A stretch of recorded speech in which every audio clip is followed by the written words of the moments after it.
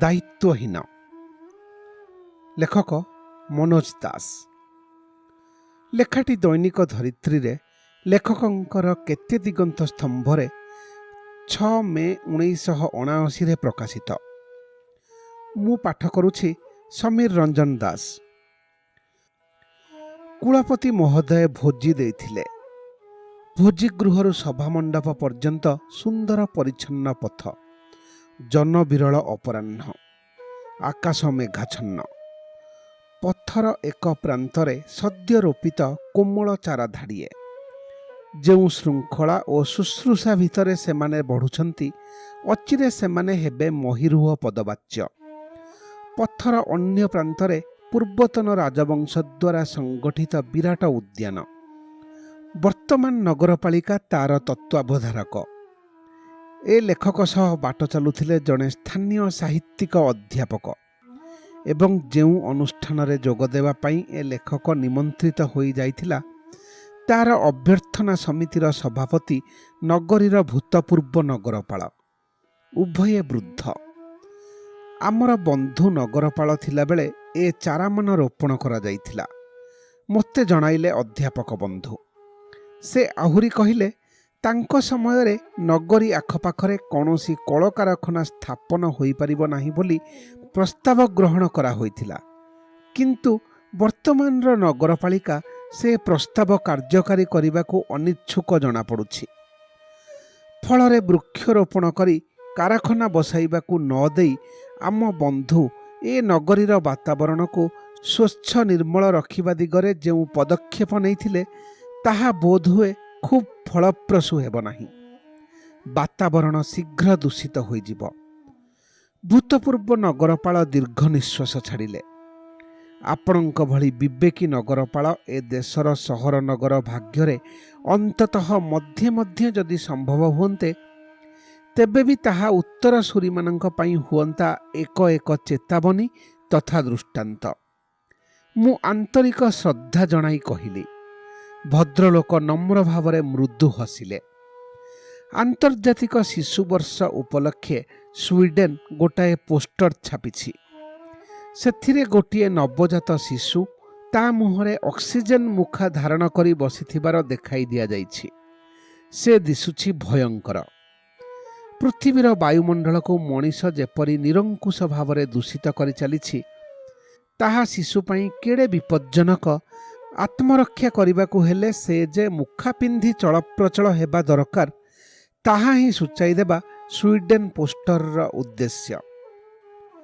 ଆମର ଆଲୋଚନା କ୍ରମେ ଆବେଗମୟ ହୋଇ ଉଠୁଥିଲା। ଆମେରିକାର ଇଲିନୋଇ ବିଶ୍ୱବିଦ୍ୟାଳୟ କର୍ତ୍ତୃକ ପ୍ରକାଶିତ ଏକ ସମୀକ୍ଷାରୁ ଜଣାଯାଏ, ଚିକାଗୋ ସହରରେ ଆଜିକାଲି ବାୟୁମଣ୍ଡଳ ପ୍ରଦୂଷଣ ଜନିତ ମୃତ୍ୟୁ ସଂଖ୍ୟା ହେଲା ବାର୍ଷିକ 1,500। ଆମ ଆଗରେ ପଥ ପ୍ରାନ୍ତରେ ଗୋଟିଏ ଖୁମ୍ବ, ତାହା ଶୀର୍ଷରେ ନିବଦ୍ଧ ଚତୁଷ୍କୋଣ ଫ୍ରେମ୍ ଭିତରେ ଲଟକାଇ ଦିଆଯାଇଛି ଗୋଟିଏ ରଙ୍ଗୀନ ଛବି। କୌଣସି ସଦ୍ୟ ମୁକ୍ତ ସିନେମାର ବିଜ୍ଞାପନ। ଭାଷା ପଢ଼ିବାକୁ ମୁଁ ଅକ୍ଷମ। ଚିତ୍ରଟିର ହଟଚହଟ ଓ ଧାରାମୁକ୍ତ ଅବସ୍ଥାରୁ ସ୍ପଷ୍ଟ ହେଉଥିଲା, ତାହା ବର୍ଷା ପରେ ଅଳ୍ପ ସମୟ ଭିତରେ ସ୍ଥାପିତ ହୋଇଛି। ଚିତ୍ରର ବିଷୟବସ୍ତୁ, ଜଣେ ନର୍ତ୍ତକୀ ତୁମ ଆଡ଼କୁ ଗୋଟାଏ ଗୋଡ଼ ଟେକି ଦେଇଛନ୍ତି। ଅବଶ୍ୟ ନୃତ୍ୟ ତାଳରେ ସେ ତାହା କରିଛନ୍ତି। ନକରି ଉପାୟ ନଥିଲା। ଏହା ହିଁ ଯୁକ୍ତି। କିନ୍ତୁ ନୃତ୍ୟ ଛନ୍ଦରୁ ବିଚ୍ଛିନ୍ନ ସେ ଏକକ ଭଙ୍ଗୀଟି ଅଶାଳୀନ ଦିଶୁଥିଲା, ଯେପରି ଅଶାଳୀନ ଦିଶୁଥିଲା ନର୍ତ୍ତକୀଙ୍କ ମୁଖଭଙ୍ଗୀ। ନୃତ୍ୟର ପଟ୍ଟଭୂମିରେ ଥିଲା ଗୋଟିଏ ଆଲିଙ୍ଗନର ରୁଚିହୀନ ଅସ୍ପଷ୍ଟ ଦୃଶ୍ୟ। ଯୋଡ଼ିଏ 8-9 ବର୍ଷ ବୟସର ଅପରିଚ୍ଛନ୍ନ ବାଳକ ସେ ଚିତ୍ରର କୌଣସି ଅଂଶକୁ ଲକ୍ଷ୍ୟ କରି ଛୋଟ ଛୋଟ ଢେଲା ଫୋପାଡ଼ୁଥିଲେ। ଭୂତପୂର୍ବ ନଗରପାଳ ତାଙ୍କୁ ଡାକିଲେ।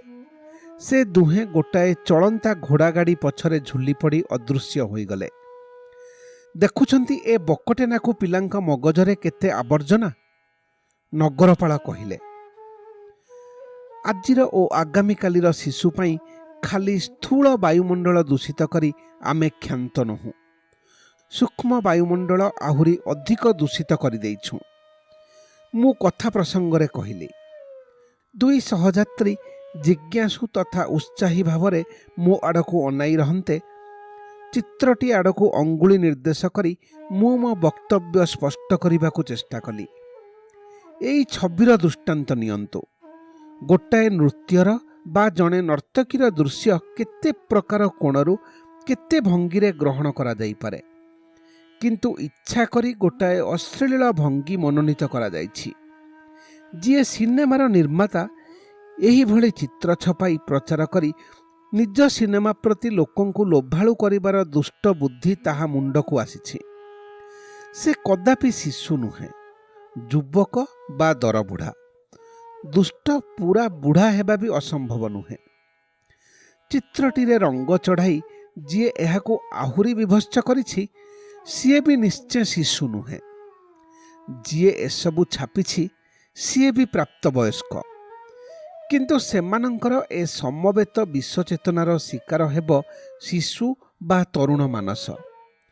ତେଣୁ ଏ ହତଭାଗ୍ୟ ଦୁଇ ପିଲାଙ୍କୁ ଦୋଷ ଦେବା କେମିତି?